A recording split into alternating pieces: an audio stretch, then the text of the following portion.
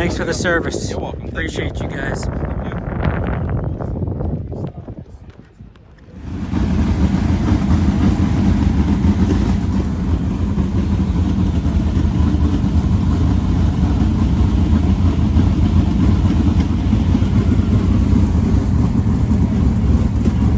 Right, you're 15? Yeah, yes sir, 15. Oh, when did you turn 15? April 9th, so I get my license next year. You don't even have a driver's license, do you? No sir. Well, what makes you think you're ready to go in a 410 sprint car? So actually last year I had some super dirt late model experience. We were in about 9 races, did really good in that, so that kind of helped us get us approved for the 410, you know, tested at the end of the year with Mark, and he was like, I think we're ready to race this thing, so here we are. Where did you run that outlaw late model at? We ran it down at just Carolina tracks, Cherokee, Sumter, places like that. And that went well for you, so you thought you might be ready to jump up into a wing sprinter. Yeah, that's basically where it went, and that helped us get approved to run the All-Stars at my age. And are you running the full All-Star Tour? Yes, sir. Wow, that's impressive. Where are you from? I'm from Charlotte, North Carolina. Charlotte, North Carolina, stock car country. Yeah. I didn't know there were sprint car people down there.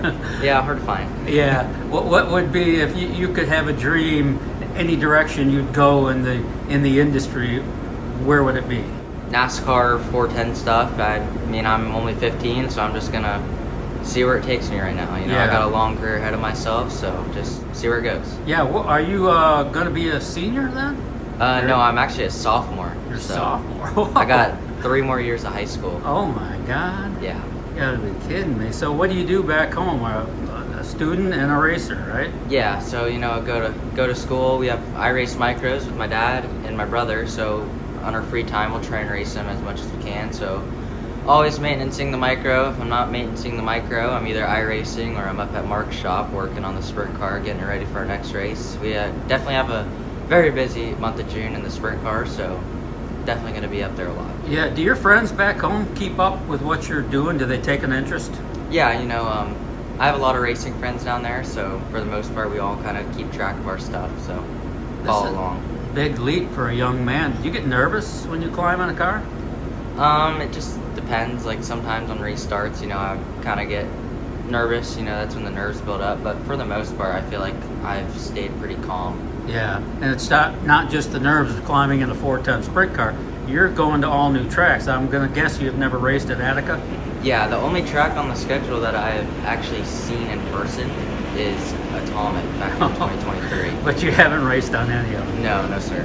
Only tracks I've raced at is Fremont and Lincoln, which are the only 2 races I ran in the sprint car. Are you having any luck this year? Or? In the micro stuff, we've been very fortunate to have a couple podiums. Sprint car, definitely a huge step up, so big learning curve ahead of myself, but can't complain how far I've already gotten. So. Step 1 is just to make the A main event, right? Yeah, that's the hard get part. that lap experience and stuff. Well, I don't want to keep you. I think your mom's calling, so right, we better go. Hey, good luck tonight. Yeah, it's really nice to meet you. Thank you so much. Thank you. Appreciate you.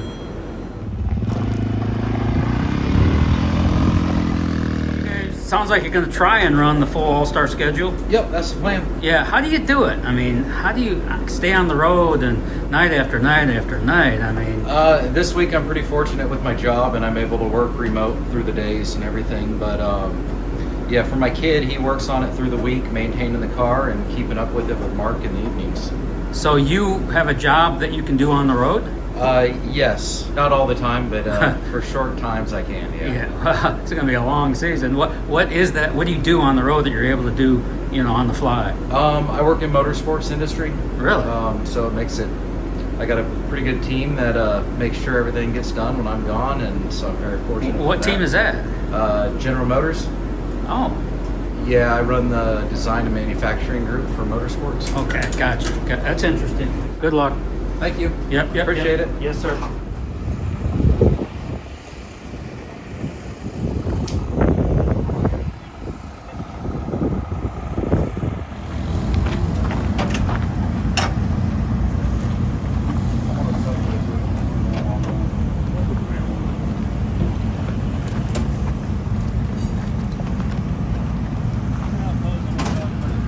Gary Kaufman Racing. That's not a relation to Keith Kaufman, is it? No, not at all. Okay, but he owns the car. He's the car owner. Gary is the car owner. Yep, he's the boss man. Does he come to all the races, or? Most of them back home. Yeah. He'll go to Knoxville, but typically when we hit the road, he stays home, and he's very busy this time of year at the fruit market and supplying fruit and vegetables and produce to other businesses around the area. Got it. Now, you had provided my favorite moment of this year when you helped pull Cale Thomas from his burning sprint car. Tell me about that whole process. What went through your mind? You had to assess that situation really quickly, and I thought it was cool. Just instinct. I don't really know that I would say there's much of a thought process there. Just something that just in my mind had to get done, and somebody had to do it. And I felt like I was the first one to be able to get there and help, and felt that was important.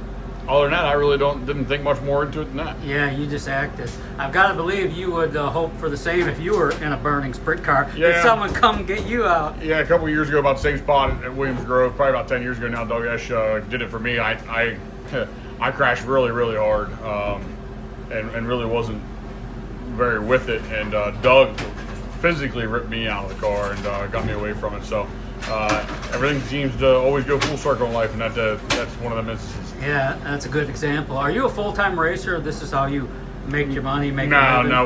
No. I have a family business with my dad and my brother. My dad owns, and we sell sprint car parts to everybody here in the Northeast, really around the country, but mainly in the Northeast and Pennsylvania and New Jersey, New York, stuff like that. But we're really busy with that. Lucky that me and my brother work together so well that when he wants to go somewhere, I run the shop, and when I want to go racing or go somewhere, he runs the shop. So it's pretty cool to have a relationship that we have. Didn't always have that, but nowadays we seem to really be on the same page and do what's best for one another. And also, I mean, we take the time for ourselves, but we really make sure we cover each other's backsides. Now, you're from Gettysburg, Pennsylvania? Yes, sir. And do people in Gettysburg care about the Gettysburg battlefield? I mean, that's a big deal across the world. Yeah, I don't know that it is for you, but man, I could. There's a lot of history there. I shouldn't say I could care less. I just never been a history guru, so appreciate everybody coming to town. It's always packed in town. We try to stay away in the summertime usually, but just not. I think growing up around it kind of steered me away from it, so I'm not very much of a history, like I said, a history guru. And it really doesn't matter whether it's American history or sprint car history or any kind of history. I've just never been a big history kind of guy. So probably the nature of just growing up in Gettysburg my whole life. Yeah, well, I got news for you. When I went to Williams Grove for an outlaw race last year, I had more fun at Gettysburg. I love racing. And there's a lot of people that say that. Oh my God, it was so cool. Yeah, not my cup of tea. Yeah, I understand completely. Now, finally, you don't chase any particular tour. You pick and choose throughout the year. What's your plan?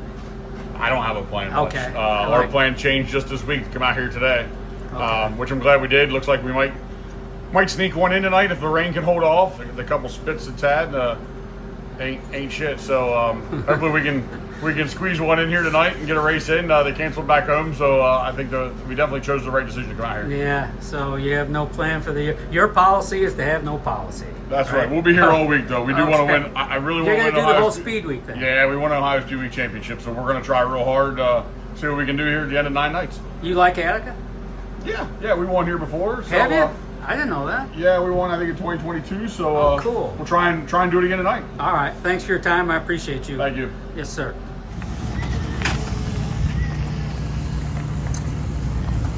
Go around, go down, go like you're going to go on the track backwards, and then just swoop around and go on the scale, because you're going to come off the scale off the track. You know what I mean?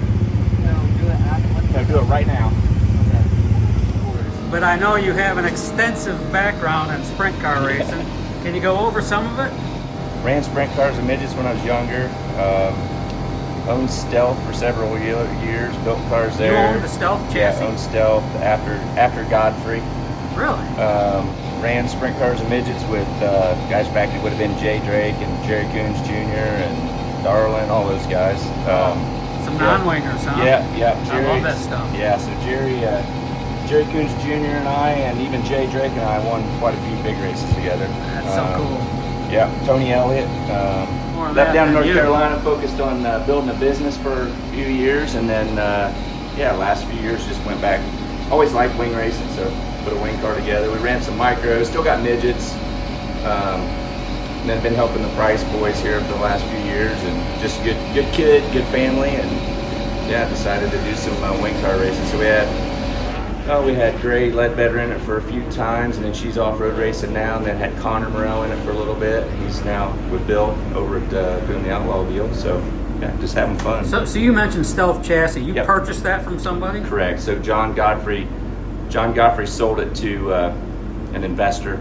I went in and ran it for a couple years, and then ended up buying it. And then Did you tweak the chassis after you bought it? no, I mean you don't tweak You don't something do that works. Okay, I'm still learning as I go. No. So no, we just when he sold it, it got kind of goofy there with some people trying to change things. We just went back to basics, got things back, and then when I moved to North Carolina, sold it to another guy, and then I don't know exactly what happened after that. But Yeah, but you are the car owner on this wing I Sprinter am, that I am. Aiden Price is driving. Correct. What prompted you to put a 15-year-old kid in the car? So he's been running micros yeah. and dirt late models, and he just everything he gets in, he does a really good job with. So we took him Chili Bowl this year. Had never run a midget, ran real well in the midget. Tested him a bunch in the sprint car in the winter. Did a good job, and now he just got to learn to race him. But Sure. He's a good little racer. Yeah, thanks. Yeah, I all appreciate right. your time. All right, Good luck thank you. All tonight. right, thank you. Yes, sir.